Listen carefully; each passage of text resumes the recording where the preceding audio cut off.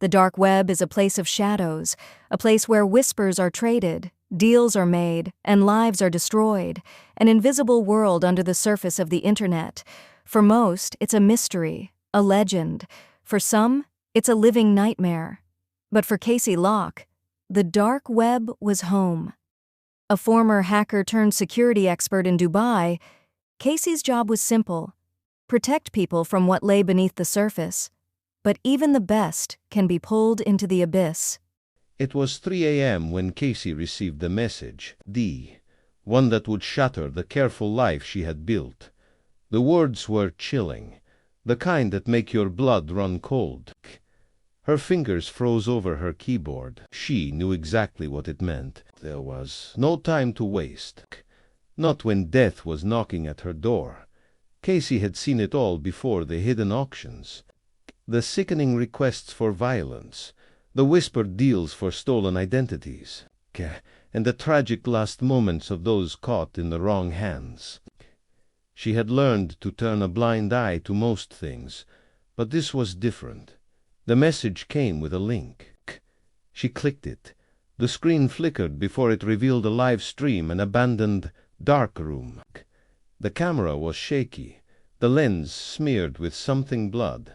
There, in the corner of the room, a man lay bound and gagged, struggling. Casey recognized him immediately. Thomas Vane, an investigative journalist who had been digging into the darkest corners of the web. He had crossed paths with Casey before, a mutual acquaintance from her brief stint, working for law enforcement, and he was going to die in front of her eyes before she could react. The voice came through the stream. "Welcome, Casey Locke. It's good to see you're still watching. Q, you know who I am. And now you're part of my game." The voice sent a chill down her spine. It was cold, clinical, like a surgeon performing an operation, methodical, detached. The screen flickered again, and for a moment, she thought she saw the shadow of a figure in the background. Someone or something watching, waiting.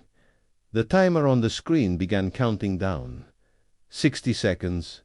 The voice continued. 30 minutes ago, I executed my last victim. I wanted you to see it. Now, you'll get to watch him die. Or, you could try to stop me. But you've got no time. The clock is ticking, Casey.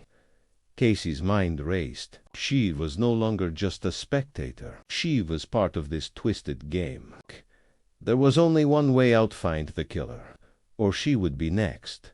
The chase begins.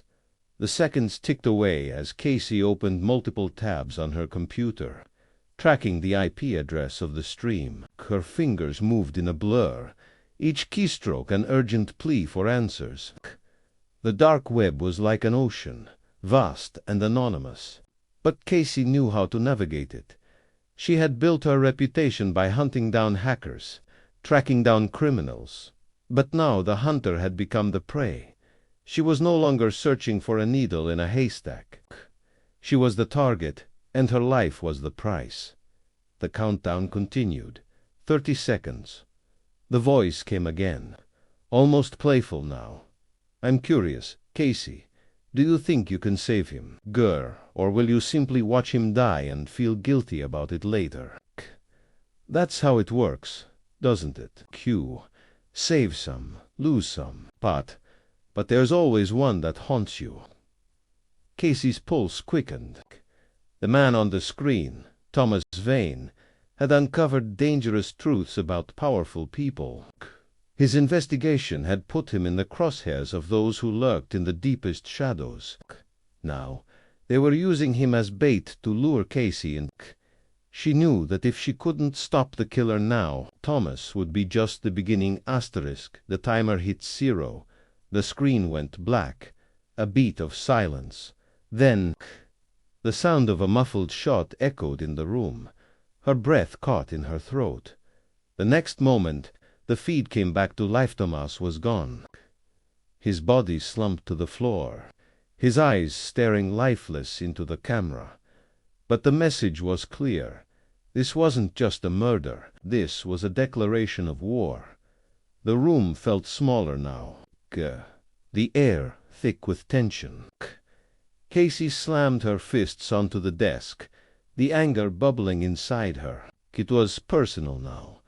The voice came again, this time more insistent. "Still here, Casey. You're the one who pulled the trigger. You saw it. You could have saved him, but you didn't. Now, you'll play by my rules." The hunt had begun. Casey's only clue was the killer's obsession with her. He knew her name, knew her past. This wasn't a random murder. He was toying with her, and she was going to make him regret it. Casey traced the killer's digital fingerprints across the dark web, following a twisted trail that led her deeper into the heart of the criminal underworld. She discovered his alias Vulture, a name whispered in dark corners, feared by even the most hardened criminals. As she closed in, the game turned deadly. Her apartment was broken into. The lights went out. A text flashed on her phone.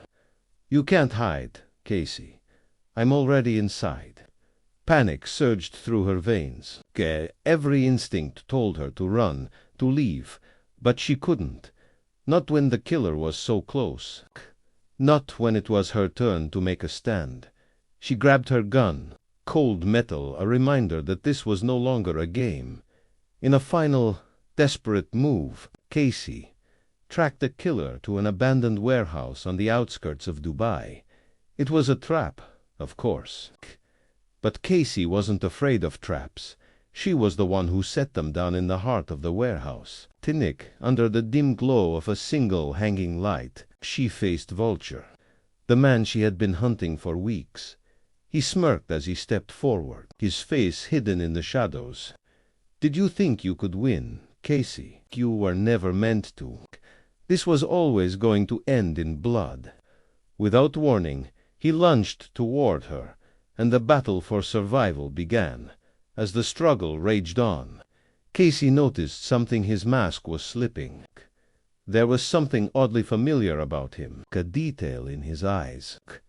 And then it hit her. This was no stranger. Sissa was someone she knew, someone she trusted. Her heart dropped. The killer was someone from her past, someone who had been hiding in plain sight all along. The dark web had just claimed its most dangerous victim, and Casey Locke was no longer the hunter. She was the hunted.